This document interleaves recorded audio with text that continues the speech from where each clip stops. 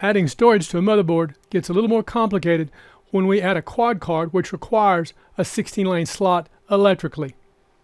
In answering today's question, we'll read a comment for the context of the what, why, and how of the problem and the solution. Do we have enough PCI Express resources to bifurcate the slot? We'll see. Comment, motherboard, chipset, CPU. And this question is on the video about the Gigabyte AORUS Generation 4 add-in card adapter comparison and simple install tutorial on the TRX40 Designare. And we've had quite a bit of dialogue with this subscriber, Kyler. Now before I get into this, he's pretty well already stepped away from this question because he wanted to know some information really quick. And because this gets kind of involved and a little bit convoluted, I still want to go through this for everybody else because a picture's worth 1,000 words. So even though he stepped away from it, I want him to understand the what, why, and how of what's required to make that work, like we have in this machine that's in front of me, which is the Gigabyte TRX40 Designare. And yes, it looks like the high-end desktop is going to go flat because everything now is either going to be a Ryzen or a Threadripper Pro. There's no longer going to be anything for the high-end desktop. It's all desktop or workstation. And that's where a lot of this comes from. Okay, Kyler, greetings. I'm in the middle of building a new rig revolving around the Gigabyte Z690 AERO D, so that'll be the title of our video, Gigabyte GeForce RTX 3080 Ti Vision OC, and the Gigabyte quad card using 4 Samsung 980 Pro M.2 NVMe SSDs at 1 terabyte, plus 1 Samsung 980 Pro for the operating system, which will go directly on the motherboard. The idea is to set up the quad card in RAID 0 and act as a dedicated content management system for extremely large files from Quixel. Is it correct to assume I'm going to have to throw my GPU into a by 8 slot if I'm going to make full utilization of the Gigabyte quad card, and do you have any tips or stripe size? Typical file size will go anywhere from 1 meg to 1 gig. Any pro tips is greatly appreciated. Thanks. And my first response, hi Kyler, welcome. I'll need to look at your motherboard and verify the layout. This may require video response, which is what we're doing. Content management system, got it, Quixel, fascinating. Kyler's response, excellent, I look forward to it. By the way, Quixel is completely free via Quixel Bridge, thus you should be able to run your own tests using the same assets, GLHF. P.S. The core idea behind this is to be able to load, edit, and save very large files as quickly as possible, which will all be done within Blender, which is also free. Searching Quixel to Blender on YouTube should yield a few simple explanations of the process. And then an update from Kyler. I decided to go with 2 M.2 NVMe Samsung 980 Pro SSDs, 2 terabyte for CMS, content management system, drives, and 1 980 Pro with a heatsink 1 terabyte for the operating system. In the BIOS, I enabled Intel's RST and made both 2 terabyte drives into a RAID 0 array with a stripe size of 64 kilobytes. I've heard of others having to upload multiple drivers during setup, but I only had to load one driver, which I pulled from the Intel site while installing Windows 11 Workstation, and they appear to be operating at exactly twice the speed. The IOPS are trash, but that doesn't really matter since their one purpose is to load and save large files as fast as possible. So I guess I never really needed this device to begin with, since it appears the Gigabyte AERO Z690D already has it covered, even though they say in the manual that M.2 RAID arrays are unsupported. Nevertheless, thanks for your interest. I'm still curious about how to maximize performance though. Should the stripe size match the cluster size? My response? We are working on a video to explain the what, why, and how, which is what this is about, because again, to reiterate, we've got to check the motherboard resources. Glad you're up and running. Stripe size depends upon file size, whether optimized for large files or small files, and you're trying to do both. So that's a decision you're going to have to make. Creating a video requires time in planning, filming, editing, and executing. Kyler, awesome. I look forward to it, and I thank you for the quick tip. And I responded, absolutely, you're in the queue. Next video, which was the previous one we just did, is about an update on the Threadripper Pro. Kyler's response, sweet, Threadrippers are way out of my budget, though if I were to make a proper Threadripper build, by golly, it would be glorious, laughing out loud. And then my response to that, never say never, just planning and preparation for a purpose-built computer for rendering. This video premiered today, which was the previous video, is about 3 more additions to the Threadripper Pro motherboard manufacturers list lineup. ASRock will have Thunderbolt 4 on the WRX80 Creator motherboard. No one else has that on a Threadripper Pro. WRX80 Workstation motherboard, only Thunderbolt 3. And in that list, the other 2, of course, were MSI with specs on the motherboard, but not enough details to talk much about it. And then the biggie was Dell revamping a particular workstation model line, and that stuff should probably be available in July. The Threadripper Pro CPUs, which is a separate issue, but I'll mention it since I brought it up in this, is probably going to be in the fall for the rest of us. We'll see. Okay, we've got to take a look at the motherboard. We've got to look at the manual. We need to look at the resources on the CPU, and we've also got to look at the chipset and see what's available so I can outline how a quad card works like in this machine, which, to reiterate, is the Gigabyte TRX 40 Designare, where I have 4 16-lane slots mechanically, but 2 of those slots electrically are by 16, and 2 of those slots are by 8 electrically. And then we have Thunderbolt 3 as an add-in card. And based on the latest information, the high-end desktop is now history. So it's either going to be something like you've got that you're putting together, or for what you want to do, because the resources that are required, like we have in this machine, you've got to go up. What's in the middle is going to be gone. We've got to have resources for that card to be able to take a quad card, of which we've done several videos on, and have resources to, 1, have a 16-lane slot electrically, but 2, to be able to bifurcate that slot in the BIOS. And that's where things get interesting when we look at these resources. But to look at the what, why, and how, we first have to go check out the motherboard. So a few things that we will verify. We can start with specifications, and I'm also going to do a comparison, because it helps to make it easy to verify some of the specs by going through PCPartPicker System Builder, where I'm looking at, for example, motherboard resources, verifying the chipset, which we know. But the most important thing is we're verifying what CPU we're using, how many CPU cores, because I'm always looking at a purpose-built, balanced machine where we're using the Adobe After Effects multi-frame rendering CPU optimization formula. Number 1, CPU cores times 4 equals RAM. Number 2, CPU core count equals video RAM. So we have a good idea of what you're going to have for a purpose-built machine for the kind of work you're doing. And then we can make a recommendation, even though you've backed away from that, because I want you to understand what it takes to make a quad card work. That used to work real easily on a high-end desktop, but they're made for workstations. However, ASUS has done the most work to make a quad card work, which you don't have because this is Gigabyte, on other chipsets, the way they have reallocated PCI Express Resources. You know, you do one thing and do something else, and the issue you're really dealing with is shared resources versus dedicated resources. When things are shared, you have a lot of connectors, but you can't use, say you've got 5 things on that board you want to use, you might be able to use 2 at a time or 3 at a time, but not all 5 at a time. It just depends on how PCI Express resources are allocated. And again, to reiterate, this is a shared environment. And of course, changing one thing changes everything. You've got Thunderbolt 4 on the board, so we'll make that part of the title, and that will affect the PCI Express resources, because you have to remember Thunderbolt 4 uses 4 PCI Express lanes. And we can't say always, but I expect, since this is Intel, these are probably going to be chipset lanes, but still we have to account for that. What we'll do is we'll start from the top down. I want to know for PCI Express slots. I want to know the PCI Express resources on those slots. We're going to take a look at M.2 drives and see how those are allocated, CPU or chipset. And then the other resources like Thunderbolt 4 to verify, if we have a block diagram, how all that plays out. And this motherboard also has 10 gigabit Ethernet, and that too is 4 PCI Express lanes. Chipset, Wi-Fi 1 lane, expansion slots. This is where things start getting interesting. 1 16-lane slot, 1 8-lane slot, and a 4-lane slot. Then we need to look at storage, and right here we've got 1 M.2 connector on the CPU, 2 M.2 connectors through the chipset, a third M.2 connector through the chipset, and then 6 SATA ports, which is each 1 PCI Express lane. So you can see how that plays out. Support for RAID 0, 1, 5, and 1, 0. And as you stated, and as we've stated before, anything we read with the documentation as we lay this out, whatever you see in the BIOS is what matters, and that's the absolute. So if the manual says you can't do something, but the BIOS says you can, go with what the BIOS says. All we know is what we read unless we have it in front of us. And there's no way I'm going to have one of these machines in front of us. There's just too many motherboards, and there's too many things that we're waiting on the cusp of to get to. But I want to explain how this works for the things that you guys want to do. Some of these things work, some of these things don't. But there's always options, and that's what we want to identify. But you can't take anything for granted. To reiterate, Thunderbolt 4, and then a bunch of USB ports. That takes up a lot of PCI Express lanes. Okay, the Gigabyte Z690 AERO D supports 128 gigs of RAM. So I'm going to add that to the list, a PCPartPicker system builder.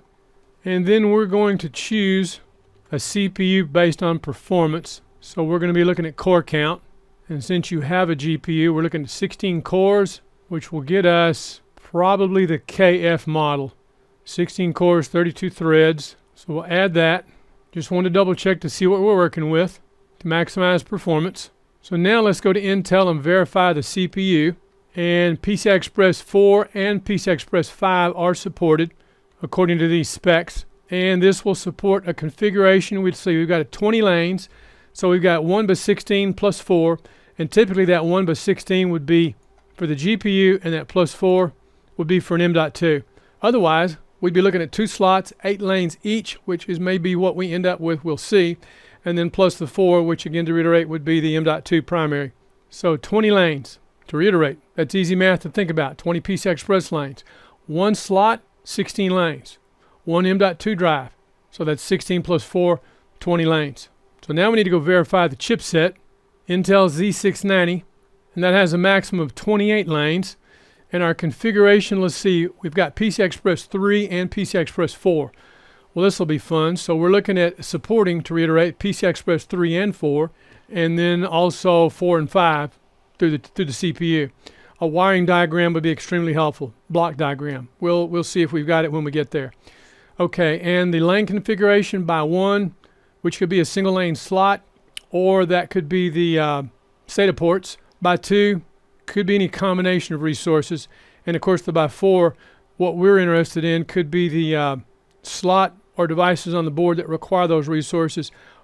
Number 2 would be the 10 gigabit Ethernet, and the number 3 would be the Thunderbolt 4. So we can do 4, 8, 12 with 3 devices that require 4 lanes each. And the by 1 would be the SATA ports, add those up. And then the by 2, to reiterate, could be a 2-lane slot, which is kind of rare. More likely some other device, maybe USB ports. But anyway, 28 lanes. And then the DMI lanes that connect the CPU to the chipset are 8. Good information to keep in mind. Back to the motherboard, we need to go to support. We're going to look at manual. We have an English for unique features, a motherboard manual, a RAID setup guide, a BIOS setup guide, and a multilingual installation guide. So we're going to start with the motherboard manual first. I'd like to go to page 3 for contents. Okay, motherboard layout, block diagram, product specifications number 3, back panel connectors we might take a look at, but we don't have to. So the first thing I want to do, I want to see product specifications. Okay, we know the CPU, we know the chipset, we know the memory. This supports DDR5, Thunderbolt 4 controller, 2 ports, so that will be the Maple Ridge. And a Marvel chipset for the 10 gigabit Ethernet, Wi-Fi, 1 lane, expansion slots by 16 by 8 and by 4. So we have 3 slots, and of course 1 M.2 connector, M2A underscore CPU, and through the chipset we have M2P underscore SB, and I think the SB stands for Southbridge, and the M2Q SB, and an M2M SB. So that's 3, total of 4. Interesting. And then of course the USB, talking about the Thunderbolt 4 controller. Oh, interesting. This has something I didn't notice before, but this has the USB 2x2. That's 20 gigabit. That's a big deal. And that takes PCI Express Resources, but those are through the chipset. So we're only going to go as far as we have to get to what we want to know, and the information is about if you were at a quad card. Right now that's not looking like a positive thing, but I want to continue on this so we understand the what, why, and how of what makes this work, and then what our options are to go a different direction, which you've already done, but there's still other options. I'm going to go back to page 3 for the contents. I'm going to take a look now at the motherboard layout to verify the slots. PCI Express by 16, PCI Express by 8, and PCI Express by 4. That's the configuration, even though they physically look like by 16 mechanically. To reiterate, that's the configuration electrically. And then we have the M2A underscore CPU on top, and the other 3 right in a row. M2M, M2Q, and M2P, all underscore SB, right in a row. And the 6 SATA ports. So we have a 16-lane slot, and we have an 8-lane slot. So you cannot put a quad card on this motherboard, but it might be possible to install a card that would work in an 8-lane slot. The card will have to be self-bifurcated. Now the card you're looking at, the Gigabyte makes, all the manufacturers make. Gigabyte, ASRock, ASUS. it's all the same card configuration, pretty much basically the same, that requires a motherboard that can bifurcate. Now, since we're looking at a motherboard, we don't know if it can bifurcate, but it wouldn't matter because there's not enough resources. I'm still going to check. My expectation will be we would not get a full bifurcation. Based on resources as they're allocated, I would expect you might could put in a quad card that might get 3 drives. More realistically, that would have 2 drives. But if you want a card on there that can use 8 lanes, it's possible to get a 4-drive card, to reiterate, that's self-bifurcated. High Point is one. Another one might be Glow Trends. We've done a video on that. The difficulty when you get into those kind of cards, though, are the requirements. Most of them require a 16-lane slot, like High Point. The ones, to reiterate, that can use an 8-lane slot would be Glow Trends, but it's PCI Express 3. And if you're about speed, there are no self-bifurcated PCI Express 4.0 cards that will work in an 8-lane slot yet. The next candidate would be Amphitech. Amphitech makes the squid that'll take 6 drives that can work on a 16-lane slot or an 8-lane slot with the additional connector, which is a patent they've got for that. However, it's PCI Express 3. So there's a limit on things you want to go. If you want to keep it PCI Express 4, then you've got these requirements. If you can live with PCI Express 3, then it's pretty open if you know about the products. So we still need to look and see what's going on in the BIOS, how that's configured. We now need to go back to the motherboard block diagram. So I'll go back to the table of contents, and let's see what we've got.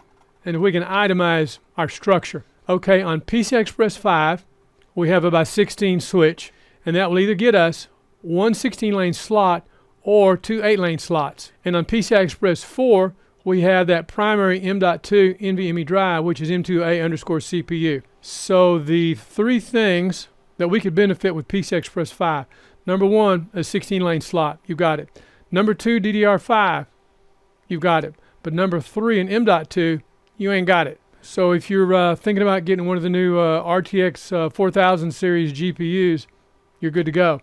Otherwise, the only thing you got on there is DDR5 that you probably paid a premium for. So I don't know the benefits, because with the new chipsets coming out for the new motherboards to support the new RTX 4000 series GPUs, you know, it's kind of I don't know how much benefit you got with this particular chipset.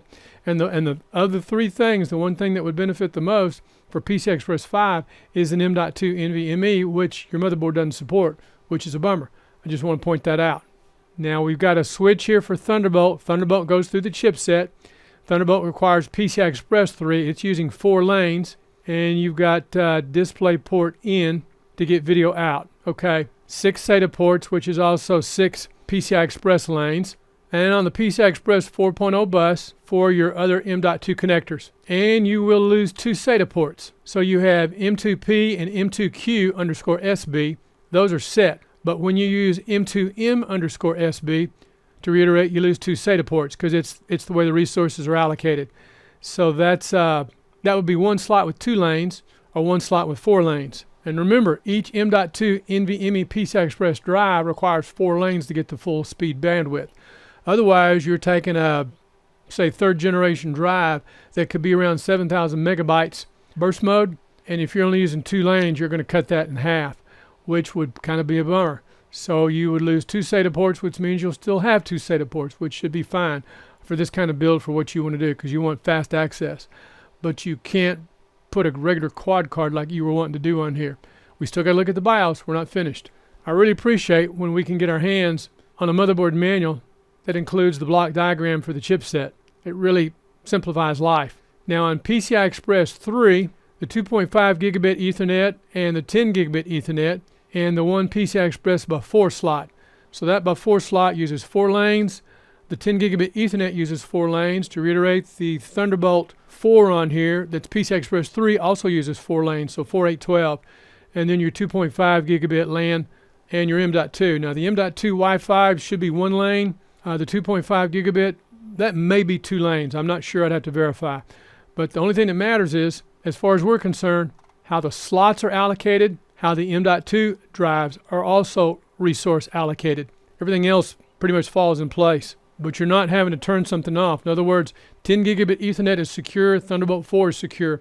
On some motherboards we've looked at where those resources might have been a plug-in, it was an either-or thing. You couldn't do both. The way this is allocated, you got both. So the only thing I see as a detriment is you've gone as far as you can with a CPU based on core count, and you will go as far as you can with the amount of drives on the machine.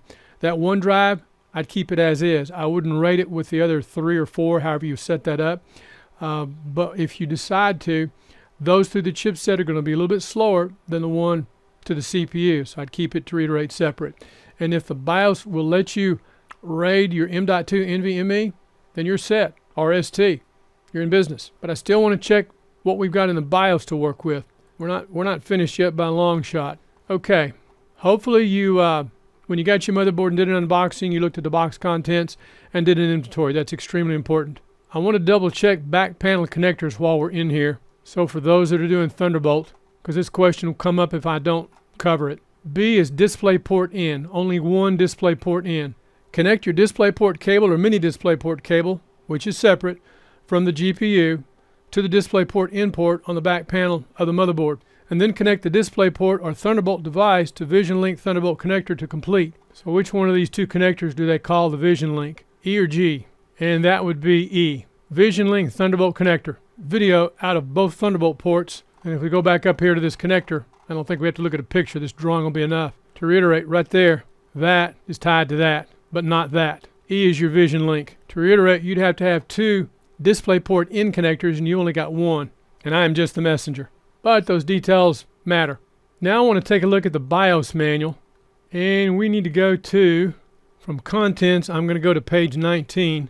Because I want to see, I believe this will tell us, yeah, right here. PCI Express bifurcation support. It allows you to determine how the bandwidth of the PCI Express by 16 slot is divided.